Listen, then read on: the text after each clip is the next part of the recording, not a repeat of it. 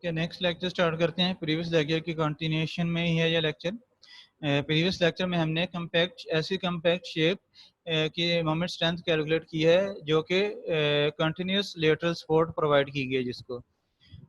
लेकिन अगर continuous lateral support provide नहीं की गई, डिफरेंट इंटरवल्स के ऊपर सपोर्ट प्रोवाइड की गई है, तो उसके लिए मोमेंट कैपेसिटी आपने किस तरह से कैलकुलेट करनी है वो हम इस लेक्चर में देखते हैं। The moment strength of a compact shape is a function of the unbraced length L B defined as the distance between points of lateral support or bracing. जो कम्पैक्ट शेप है उसकी जो मोमेंट स्ट्रेंथ है वो depend कर रही है अनब्रेस्ड length के ऊपर। अनब्रेस्ड लेंथ जो है वो दो लेटरल सपोर्ट्स के दरमियान जो डिस्टेंस है उसको हम अनब्रेस्ड लेंथ कहेंगे और उसको हम एल सबस्क्रिप्ट बी से रिप्रेजेंट करेंगे।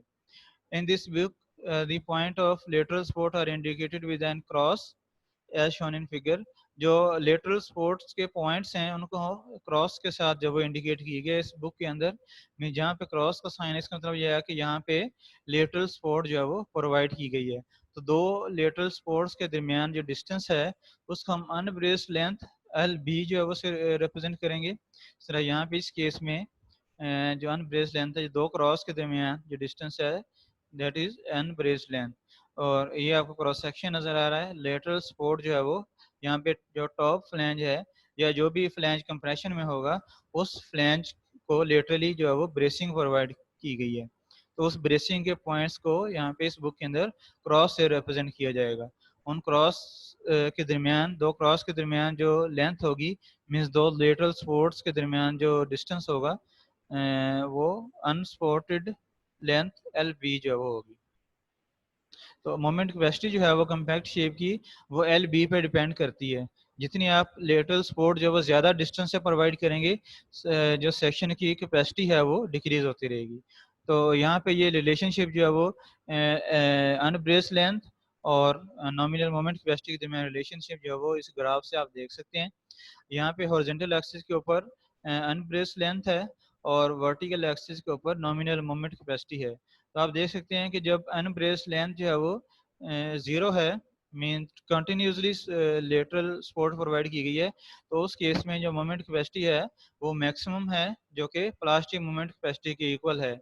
उसके बाद जैसे आप अनब्रेस्ड लेंथ इंक्रीज कर रहे हैं, मोमेंट कैपेसिटी जो है वो कांस्टेंट है एक पॉइंट तक। उसके बाद अगर आप फर्दर इंक्रीज करते हैं एल बी की वैल्यू, तो मोमेंट कैपेसिटी जो है वो लीनियरली डिक्रीज होना शुरू हो जाती है। उसके बाद एक ऐसा पॉइंट आता है जिससे फर्दर आप लेटरल जो सपोर्ट है, जो अनब्रेस्ड लेंथ है, उसकी इंक्रीज करते हैं तो वो एक्सपोनेंशियली डिक्रीज हो रही है मोमेंट स्ट्रेंथ। तो ये जो वो रिलेशनशिप है नॉमिनल मोमेंट कैपेसिटी और अनब्रेस्ड लेंथ के अंदर। ओके, जिस पॉइंट तक जो सेक्शन जो है वो फुली प्लास्टिक मोमेंट कैपेसिटी जो प्रोवाइड करेगा, उस पॉइंट के करस्पॉन्डिंग जो अनब्रेस्ड लेंथ की वैल्यू है उसको हम एल पी से रिप्रेजेंट करेंगे। इससे पहले अगर एन एल बी की वैल्यू एल पी से कम है, मीन्स इस रेंज में है, तो लोकल इंस्टेबिलिटी या लेटरल टॉर्जनल बकलिंग जो वो पॉसिबल नहीं होगी इस सेक्शन के अंदर, और जो सेक्शन की कैपेसिटी होगी वो फुल प्लास्टिक मोमेंट कैपेसिटी के इक्वल होगी। लेकिन अगर अनब्रेस्ड लेंथ की वैल्यू एल पी से ज़्यादा होती है तो कैपेसिटी जो है वो डिक्रीज होना शुरू हो जाएगी जैसे जैसे आप एल बी की वैल्यू इंक्रीज करेंगे। और अगर एल बी की वैल्यू आप एल आर से ज़्यादा प्रोवाइड करते हैं तो कैपेसिटी जो है वो एक्सपोनेंशियली डिक्रीज होगी। ये रीजन जो है एल पी से एल आर के दरमियान का रीजन है, ये in elastic lateral torsional buckling का है। मीन्स अगर आप एल बी की वैल्यू एल पी से कम प्रोवाइड करते हैं इस रीजन के अंदर, तो लेटरल टॉर्जनल बकलिंग जो वो पॉसिबल नहीं है। अगर एल बी की वैल्यू एल पी और एल आर के दरमियान में है तो इसका मतलब यह है कि जो लेटरल टॉर्जनल बकलिंग है वो पॉसिबल है और वो inelastic lateral torsional buckling होगी। और अगर एल बी की वैल्यू एल आर से भी ज़्यादा प्रोवाइड करते हैं तो elastic torsional lateral torsional buckling जो वो होगी। तो इन तीनों कैटेगरीज की जो मोमेंट स्ट्रेंथ है, मोमेंट स्ट्रेंथ इक्वेशंस हैं वो डिफरेंट हैं। इस रीजन में जब एल बी की वैल्यू एल पी से कम है तो कैपेसिटी जो है वो आप प्लास्टिक मोमेंट कैपेसिटी के इक्वल लेंगे। एल बी की वैल्यू अगर एल पी और एल आर के दरमियान है तो इसकी इस रीजन में मोमेंट कैपेसिटी की एक इक्वेशन होगी और जब एल बी की वैल्यू एल आर से ज़्यादा होगी तो इस रीजन के लिए मोमेंट कैपेसिटी की एक डिफरेंट इक्वेशन होगी। तो ये तीन डिफरेंट कंडीशंस में डिफरेंट तीन इक्वेशंस होंगी मोमेंट कैपेसिटी कैलकुलेट करने की। If the end brace length is no greater than LP to be defined presently, the beam is considered to have full lateral support and Mn is equal to MP। तो ये जो आपको मैंने बताया LB की value अगर LP से कम है तो हम तो ये सपोर्ट जो वो कंटिन्यूस सपोर्ट होगी और जो मोमेंट कैपेसिटी है वो प्लास्टिक मोमेंट कैपेसिटी की इक्वल होगी। If LB is greater than LP but less than or equal to parameter LR, the strength is based on inelastic lateral to original buckling। अगर L B की value L P और L R के दरमियान है तो जो strength होगी वो inelastic lateral torsional buckling की बेसिस पे कैलकुलेट करेंगे। If L B is greater than L R the strength is based on elastic lateral torsional buckling. अगर एल बी की वैल्यू एल आर से ज़्यादा है mean reason में है तो जो मोमेंट कैपेसिटी होगी वो elastic lateral torsional buckling की बेसिस पे कैलकुलेट करेंगे। For elastic lateral torsional buckling the nominal moment strength is M N is equal to F C R S X. अगर elastic lateral torsional buckling है means इस region में lie कर रही है L B की value L R से ज़्यादा है तो नॉमिनल मोमेंट कैपेसिटी हम यहाँ से कैलकुलेट करेंगे M N is equal to F C R multiply by S X. इसमें एफ सी आर जो है वो इलास्टिक बकलिंग स्ट्रेस है, इसका फार्मूला ये गिवन है, ठीक है। एफ सी आर का फार्मूला जो है वो ये वाला यूज़ करेंगे। इसके अंदर एल बी अनब्रेस लेंथ है इंचज़ में, L Y moment of inertia about weak axis of the cross section, जो वाई एक्सिस है डब्ल्यू शेप्स के लिए या चैनल शेप्स के लिए वो वीक एक्सिस है, तो आई वाई जो moment of inertia about Y axis और वीक एक्सिस, यूनिट्स इसकी इंच पावर 4 होने चाहिए। G is the shear modulus of structural steel, steel के शेयर मॉडुलस की वैल्यू जी जो कि 11,200 के एस आई है। G is the torsional constant जो पोलर मोमेंट ऑफ इनर्शिया जो कि हमने टॉर्जन के अंदर जो मैकेनिक्स मटेरियल में टॉर्जन के टॉपिक में पढ़ा था, तो ये वैल्यू जो है वो जे की वैल्यू टॉर्जिनल कांस्टेंट आप लेंगे, ये भी आपको प्रॉपर्टीज टेबल में से मिल जाएगी। C W is equal to warping constant inch 6 के यूनिट्स हैं, इस कांस्टेंट की वैल्यू की भी आपको प्रॉपर्टीज टेबल में से मिल जाएंगी। तो आई वाई जे और सी डब्ल्यू की वैल्यूज आपको प्रॉपर्टीज टेबल में से मिल जाएंगी। एल बी की वैल्यू गिवन होगी, जी जो है वो स्ट्रक्चरल स्टील के लिए कांस्टेंट वैल्यू होगी। तो ये वैल्यूज ये इन पैरामीटर्स की वैल्यूज आप पुट करके यहाँ पे एफ सी आर की वैल्यू कैलकुलेट करेंगे और फिर एफ सी आर की वैल्यू को यहाँ पे पुट करके नॉमिनल मोमेंट कैपेसिटी कैलकुलेट करेंगे। इसमें एस एक्स जो इलास्टिक सेक्शन मॉडुलस है अबाउट एक्स एक्सिस, ये भी प्रॉपर्टीज टेबल में गिवन है। तो इस तरह से आप जो वो बेंडिंग स्ट्रेंथ कैलकुलेट करेंगे कम्पैक्ट शेप्स की जब इलास्टिक लेटरल टॉर्जिनल बकलिंग जो वो की वजह से फेलियर हो रहा है। The ASC specification gives a different but equivalent form of the elastic buckling stress FCR। जो ASC specifications के अंदर FCR की एक different equation given है जो कि equivalent है इस equation के, वो हम देख लेते हैं। FCR is equal to CB pi square E over LB over RTS square plus ये इक्वेशन जो है वो आपके पास गिवन है ASC के अंदर FCR की। इसमें जो डिफरेंट फैक्टर्स हैं वो C B factor to account for non uniform bending moment within the unbraced length L B, this factor will be covered. जो आगे हम लेक्चर कंटिन्यू करेंगे उसके अंदर सी बी जो हम देखेंगे किस तरह से कैलकुलेट करना है। ये बेसिकली जो नॉन यूनिफॉर्म बेंडिंग मोमेंट होती है उसको अकाउंट फॉर करने के लिए होता है। जब आप बेंडिंग मोमेंट डायग्राम ड्रा करते हैं तो आपने देखा है कि जो बेंडिंग मोमेंट है वो कांस्टेंट नहीं होती, वो चेंज हो रही होती है विद रिस्पेक्ट टू लेंथ। तो उस चेंज को या नॉन यूनिफॉर्मिटी को अकाउंट फॉर करने के लिए हम जो सी बी फैक्टर कैलकुलेट करते हैं। आर टी एस स्क्वायर आप इस तरह से कैलकुलेट करेंगे, ये एक फैक्टर है जो कि रेडियस ऑफ गायरेशन के इक्वलेंट है। जो टेंशन साइड का जो फ्लैंज है, जो टेंशन साइड का पोर्शन है उसका रेडियस ऑफ गायरेशन है, ये उसके इक्वलेंट एक टर्म है जो कि आप कैलकुलेट करते हैं। ये टर्म की वैल्यू जो है वो प्रॉपर्टीज टेबल में भी गिवन है, वहाँ से आप डायरेक्ट भी ले सकते हैं। C is equal to 1.0 for W symmetric I shapes, जो स्मॉल सी है इस इक्वेशन के अंदर यहाँ पे जे के साथ जो मल्टीप्लाई हो रहा है, इसकी वैल्यू डब्ल्यू सिमेट्रिक शेप्स के लिए आई 1 क्या होगी, चैनल्स के लिए आप इस तरह से कैलकुलेट करेंगे H naught over 2 into I Y over C W under root. H naught is the distance between flange centroids D minus T F. इसमें सी और एच नॉट की दोनों की वैल्यूज प्रॉपर्टीज टेबल में भी गिवन है।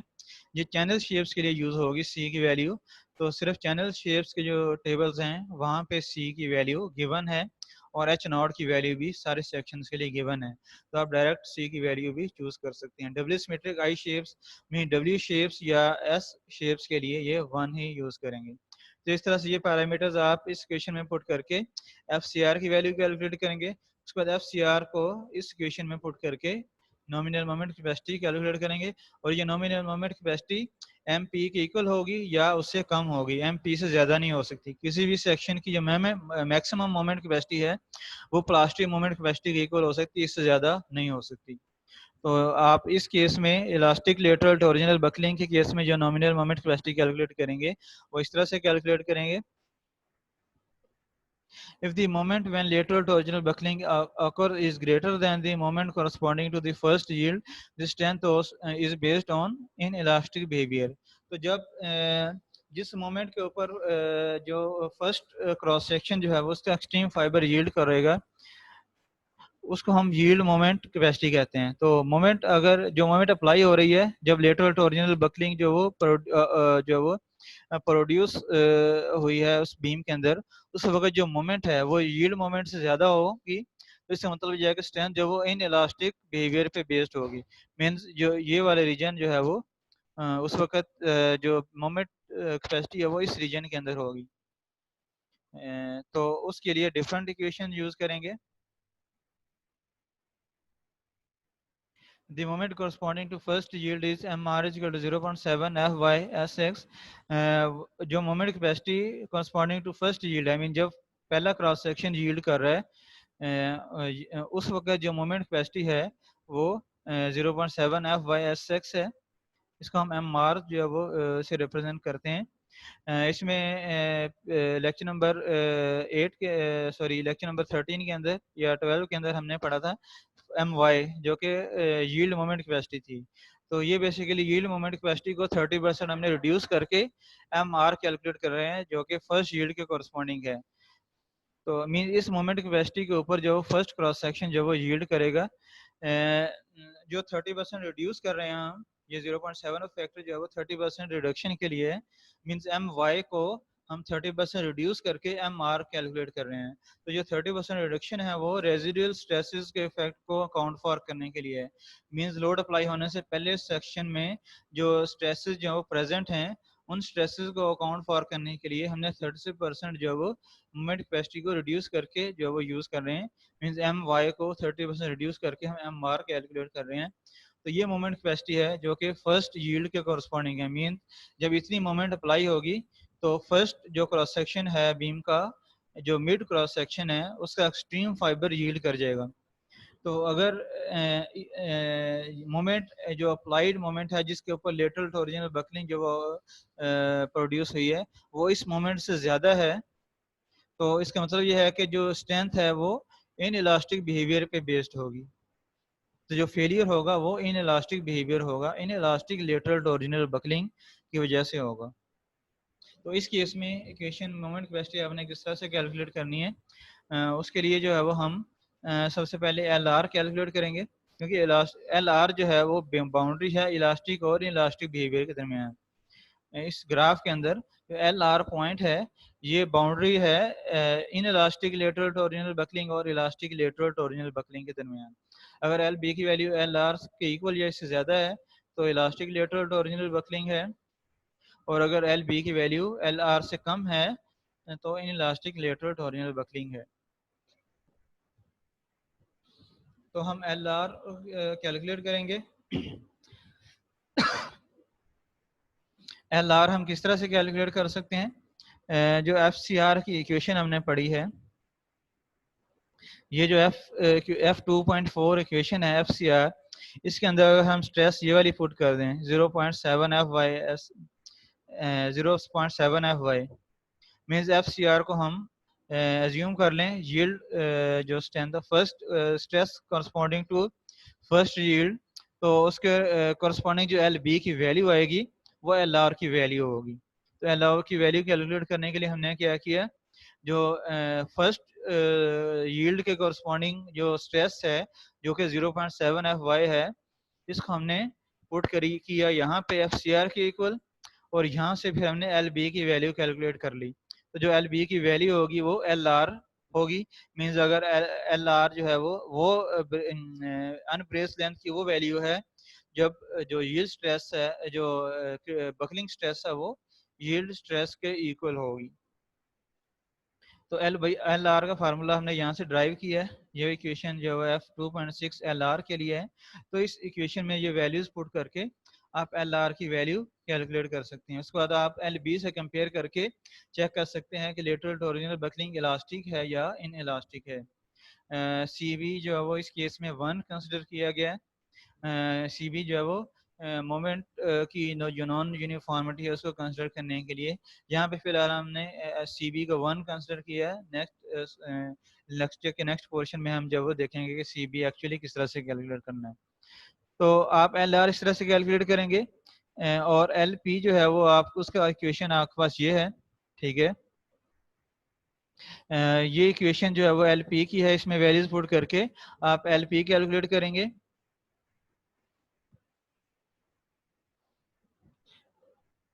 तो LR और LP जो दो पॉइंट्स हैं इस ग्राफ के, वो दोनों आपने कैलकुलेट कर लिया है। तो आप LB को LR और LP से कंपेयर करके देख सकते हैं कि बकलिंग इन इलास्टिक है या नो लेटरल टॉर्जनल बकलिंग है। तो तीनों रीजन में से जो रिस्पेक्टिव इक्वेशन होगी मोमेंट कैपेसिटी की, वो आप यूज करेंगे।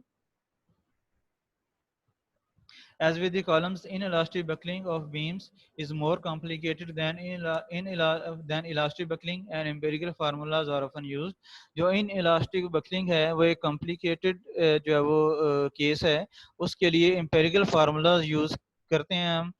ASC के अंदर ये फार्मूला गिवन है inelastic buckling के केस के लिए। जो मोमेंट कैपेसिटी आपने कैलकुलेट करनी है इस इक्वेशन से कैलकुलेट करेंगे। इसके अंदर जो टर्म 0.7 FY/SX है, ये जो यील्ड मोमेंट है जो My थी उसको हमने एडजस्ट किया है जो रेजिडुअल स्ट्रेसेस के लिए। और इसके अंदर जो LP है वो आप इस तरह से इस फार्मूले से कैलकुलेट करेंगे इक्वेशन ऑफ 2.5 से। ये दोनों जो है वो एम्पिरिकल इक्वेशंस हैं जो कि रिसर्च की बेस पे जो है वो डिटरमिन की गई हैं। कि हम इन इक्वेशंस की जो अभी तक हमने डिस्कशन की है उसकी समरी जो है वो हम देख लेते हैं एक दफ़ा। The nominal bending strength for compact I and C shaped sections can be summarised as follows. Nominal bending strength की जो इक्वेशंस हैं डिफरेंट इक्वेशंस, उनको हम इस तरह से समराइज कर सकते हैं। For L B less than और equal to L P, M N is equal to M P. अगर एल बी की वैल्यू एल पी से कम है या इसके इक्वल है तो हम नॉमिनल मोमेंट कैपेसिटी जो है वो एम पी के इक्वल लेंगे। For LB between LP and LR, nominal moment capacity इस क्या इक्वेशन से कैलकुलेट करेंगे। मीन जो inelastic lateral torsional buckling के कॉरस्पॉन्डिंग जो मोमेंट कैपेसिटी है वो इस इक्वेशन यूज करेंगे। For LB greater than LR, nominal moment capacity is equal to FCR/SX। Nominal moment capacity फिर हम इस फार्मूला से यूज करेंगे। ये elastic lateral torsional buckling वाला जो रीजन है उसके कॉरस्पॉन्डिंग जो मोमेंट कैपेसिटी है वो आप कैलकुलेट कर रहे हैं। इसमें FCR का फार्मूला जो है वो ये है। इसके अंदर डिफरेंट पैरामीटर्स हमने डिफाइन कर लिए हैं पहले। तो यहाँ इस तरह से आप तीन डिफरेंट कंडीशंस के लिए जो नॉमिनल मोमेंट कैपेसिटी है वो कैलकुलेट करेंगे। ये एक कंडीशन है LB is less than LP। ये सेकंड कंडीशन है LB is between LP and LR। और ये थर्ड कंडीशन है LB is greater than LR। तीनों कंडीशंस के लिए जो ग्राफ के तीन रीजन्स थे, तीनों के रिस्पेक्टिव जो इक्वेशंस हैं वो हमने यहाँ पे जो वो स्टेट की हैं। इनको आप इक्वेशन इन इक्वेशंस को आप पहले कैटेगरी डिफाइन ये कंडीशंस डिटरमिन करेंगे कौन सी कंडीशन जो वो प्रिवेल कर रही है, उसके कॉरस्पॉन्डिंग आप जो नॉमिनल मोमेंट कैपेसिटी की इक्वेशन है वो यूज करेंगे। एग्जांपल सॉल्व करते हैं इसी लेक्चर से related. determine the flexural strength of a W14 by 68 of A 242 steel subject to continuous lateral support, an unbraced length of 20 feet with CB is equal to 1.0, and unbraced length of 30 feet with CB is equal to 1.0. Okay, इसमें एक W section given है W14/68, जो steel का grade है वो ये 242 steel है। उसके 3 डिफरेंट जो कंडीशंस हैं उनके लिए हमने जो मोमेंट कैपेसिटी है, फ्लेक्सिबल स्ट्रेंथ या नॉमिनल मोमेंट कैपेसिटी या डिजाइन मोमेंट कैपेसिटी, वो हमने कैलकुलेट करनी है। पहला पार्ट है कंटिन्यूस लेटरल सपोर्ट, मीन जो सपोर्ट लेटरल सपोर्ट है वो कंटिन्यूस है, एल बी की वैल्यू 0 है इस केस में। An unbrace length of 20 feet with C B equal to 1.0, अगर एन ब्रेस लेंथ 20 फीट है बी पार्ट में, और सी पार्ट में एन ब्रेस लेंथ जो है वो 30 फीट है। तो इसी क्वेश्चन को हमने 3 डिफरेंट कंडीशंस के लिए सॉल्व करना है। सबसे पहले हम जो है वो यील्ड स्ट्रेस एफ वाई की वैल्यू लेनी है हमने A242 स्टील के लिए। तो A242 स्टील की यील्ड स्ट्रेस आपने कहाँ से लेनी है, उसके लिए हमने मैनुअल का पार्ट 2 के अंदर टेबल 2.4 है वो हम यूज़ करेंगे। तो हम देख लेते हैं मैनुअल के अंदर।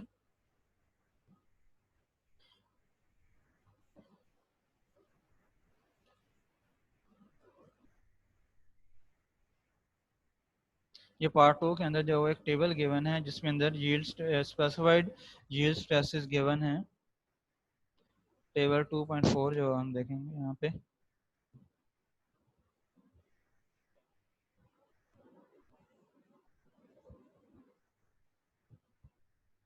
जो चैप्टर 2 है ये जनरल डिज़ाइन कंसिडरेशन से रिलेटेड है, जो हमने लेक्चर पहले 2-3 लेक्चर स्टडी किए थे उसमें मोस्टली जो वो इसी चैप्टर से रिलेटेड था वो।